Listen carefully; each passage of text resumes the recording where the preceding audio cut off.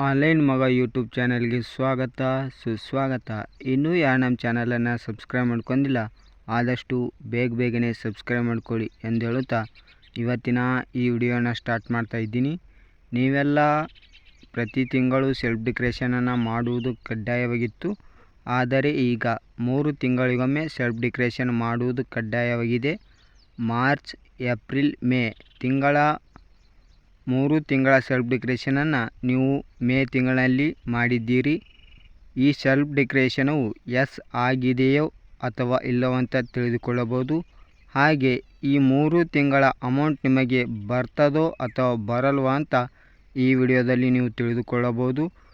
ಈ ವಿಡಿಯೋವನ್ನು ಪೂರ್ತಿಯಾಗಿ ನೋಡಿ, ಎಲ್ಲೂ ಸ್ಕಿಪ್ ಮಾಡ್ಕೋಬೇಡಿ. ಅಂದಾಗ ಮಾತ್ರ ನಿಮಗೆ ತಿಳಿಯುತ್ತದೆ. ಎಲ್ಲಾದರೂ ಸ್ಕಿಪ್ ಮಾಡಿದರೆ ನಿಮಗೆ ತಿಳಿಯುವುದಿಲ್ಲ.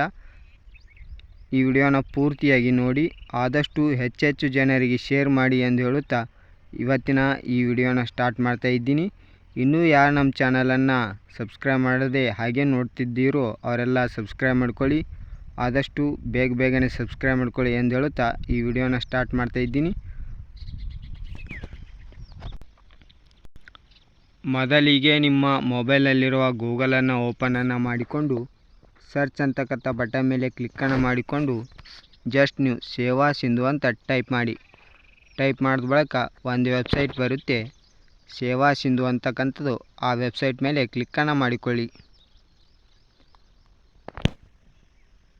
ಕ್ಲಿಕ್ಕನ್ನು ಮಾಡಿಕೊಂಡ ನಂತರ ಈ ರೀತಿಯಾದಂಥ ಒಂದು ಪೇಜ್ ಓಪನ್ ಆಗುತ್ತೆ. ಮೊದಲೇ ನೀವು ಸೇವಾ ಸಿಂಧುಗೆ ಲಾಗಿನ್ ಆಗಿರಬೇಕು. ಲಾಗಿನ್ ಐ ಡಿ ಮತ್ತು ಪಾಸ್ವರ್ಡನ್ನು ಸರಿಯಾಗಿ ಎಂಟ್ರಿಯನ್ನು ಮಾಡಿಕೊಳ್ಳಿ. ಎಂಟ್ರಿ ಮಾಡಿಕೊಂಡ ನಂತರ ಕ್ಯಾಪ್ಚಾವನ್ನು ಎಂಟ್ರಿ ಮಾಡಿ ಸಬ್ಮಿಟ್ ಅಂತಕ್ಕಂಥ ಬಟನ್ ಮೇಲೆ ಕ್ಲಿಕ್ಕನ್ನು ಮಾಡಿಕೊಳ್ಳಬಹುದು.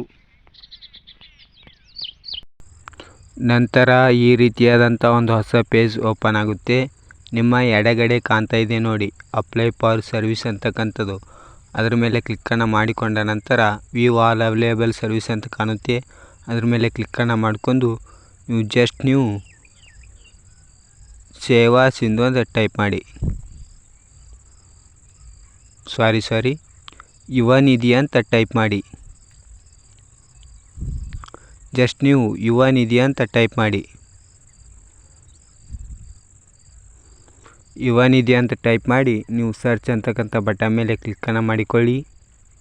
ಕ್ಲಿಕ್ಕನ್ನು ಮಾಡಿಕೊಂಡ ನಂತರ ಈ ರೀತಿಯಾದಂಥ 3 ಕಾಲಮ್ ಓಪನ್ ಆಗುತ್ತೆ. ಇಲ್ಲಿ 1ನೇ ಕಾಲಮ್ ಕಾಣ್ತಾ ಇದೆ ನೋಡಿ, ಅದರ ಮೇಲೆ ಕ್ಲಿಕ್ಕನ್ನು ಮಾಡಿಕೊಳ್ಳಿ. ಮಾಡಿಕೊಂಡ ನಂತರ ಈ ರೀತಿಯಾದಂಥ ಒಂದು ಹೊಸ ಪೇಜ್ ಓಪನ್ ಆಗುತ್ತೆ. ಇಲ್ಲಿ ನಿಮ್ಮ ಯುವ ನಿಧಿ ನೋಂದಣಿ ಅರ್ಜಿ ಉಲ್ಲೇಖ ಸಂಖ್ಯೆ ಹಾಕಿಕೊಳ್ಳಬೇಕು. ಹಾಗೆ ತಿಂಗಳನ್ನು ಆಯ್ಕೆಯನ್ನು ಮಾಡಿಕೊಳ್ಳಿ. ಪ್ಲೀಸ್ ಸೆಲೆಕ್ಟ್ ಅಂತ ಕಾಣ್ತಾ ಇದೆ ನೋಡಿ, ಅಲ್ಲಿ ನೀವು ತಿಂಗಳನ್ನು ಸೆಲೆಕ್ಟ್ ಮಾಡ್ಕೊಳ್ಬೇಕು. ಆಲ್ರೆಡಿ ಸೆಲೆಕ್ಟ್ ಮಾಡ್ಕೊಂಡಿನಿ. ಈಗ ಇಲ್ಲಿ ವಿವರಗಳನ್ನು ಪಡೆಯಲು ಇಲ್ಲಿ ಕ್ಲಿಕ್ ಮಾಡಿ ಅಂತ ಕಾಣ್ತಾ ಇದೆ ನೋಡಿ, ಅದರ ಮೇಲೆ ಕ್ಲಿಕ್ಕನ್ನು ಮಾಡಿಕೊಳ್ಳಿ. ನಂತರ ಇಲ್ಲಿ ಕ್ಲಿಕ್ ಮಾಡಿ ಅಂತ ಕಾಣ್ತಾ ಇದೆ ನೋಡಿ, ಅಲ್ಲಿ ಕ್ಲಿಕ್ಕನ್ನು ಮಾಡಿಕೊಳ್ಳಿ. ಇಲ್ಲಿ ನೋಡಿ DBT ಪುಷ್ಡ್ ಅಂತ ತೋರಿಸ್ತಾ ಇದೆ. ಎಂದು ಸೆಲ್ಫ್ ಡೆಕೋರೇಷನ್ ಓಕೆ ಆಗಿದೆ. ಆದ ಕಾರಣದಿಂದ DBT ಪುಷ್ಡ್ ಅಂತ ಕಾಣ್ತಾ ಇದೆ.